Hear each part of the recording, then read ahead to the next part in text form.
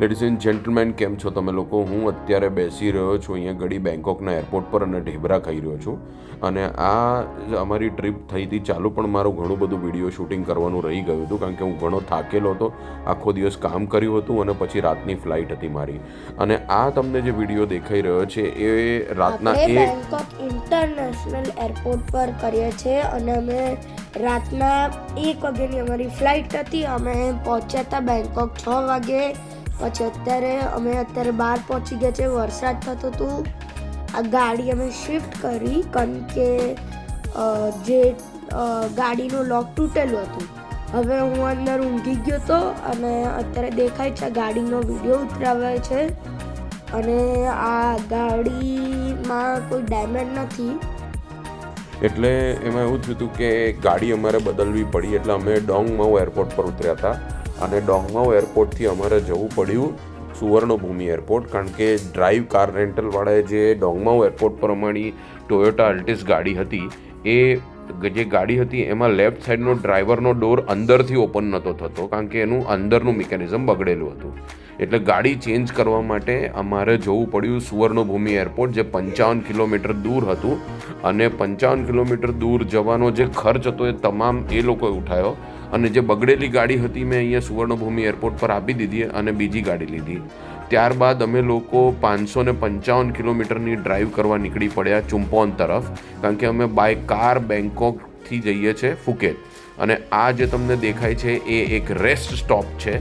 બહુ વિડીયો મેં નહોતા ઉતાર્યા કારણ કે હું બહુ થાકેલો હતો. અમે 1 વાગ્યાના રાતના નીકળ્યા હતા અને અત્યારે અમે લોકો 250 કિલોમીટર દૂર આવી ગયા હતા. અને આ કંઈક નાનું મોટું ખાવાનું લીધું હતું. અને અમે સવારના 7 વાગ્યાના ઉતર્યા હતા અને 2 વાગ્યા સુધી ગાડી બદલવામાં જતી રહી. અને ત્યારબાદ અમે ચલાવતા અહીંયા ઘડી સાંજના 4:30 વાગે પહોંચ્યા છે. અને આજે 4:30 વાગે પહોંચ્યા છે. જે રેસ્ટ સ્ટોપ છે એનો વિડીયો બતાવવા માટે કે કેટલા સરસ રેસ્ટ સ્ટોપ હોય છે ત્યાં આગળ અને કેટલી સરસ સુવિધાઓ ત્યાં આગળ ગોઠવેલી હોય છે. જ્યાં આગળ તમારે ઓનલી ટોયલેટની સુવિધા હોય, કોઈ ખાવા પીવાની વ્યવસ્થા ના હોય, ઓનલી ટોયલેટ માટેનું આ રેસ્ટ સ્ટોપ હોય છે. અને આવી રીતે તમે બેસી તમારા પરિવાર સાથે ફ્રેશ થઈ અને અલ્ટિમેટલી તમે અત્યારે તમને આ જે વિડીયો દેખાઈ રહ્યો છે ચુમ્પોન પહોંચી ગયા છે. અમે 550 કિલોમીટર અમારા પતી ગયા છે.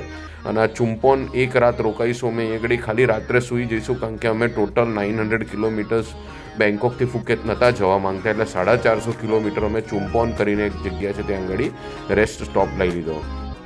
આ ચુમ્પોનની હોટલ છે નાના બુરી હોટલ અને ત્યાં અમે પહોંચી ગયા છે. અને આ નાના બુરી હોટલ જે છે એની અંદર અમે જસ્ટ પહોંચ્યા ત્યારનો વિડીયો છે. અને આ તમને હવે જે દેખાઈ રહ્યો છે એ છે અમારો રૂમ, જે ચુમ્પોનની અંદર અમે 1 રાત માટે લીધો છે. અમારી અત્યારે તો હિંમત નથી બહાર જવાની, પણ ચુમ્પોનમાં બી આવ્યા ત્યારે માર્કેટ ને બધું હતું. શાન અત્યારે જે ખાઈ રહ્યો છે એ હેવમોરના કઢી પકોડા છે અને એ આવા ડબ્બાની અંદર આવે છે, જે હું તમને હવે બતાવવા જઈ રહ્યો છું. અને તમારી પાસે એક હોટ કિટલ હોવી જોઈએ, જે હમણાં મેઘના તમને બતાવશે હમણાં થોડી વારમાં. અને આ રૂમનો વિડીયો છે આખો.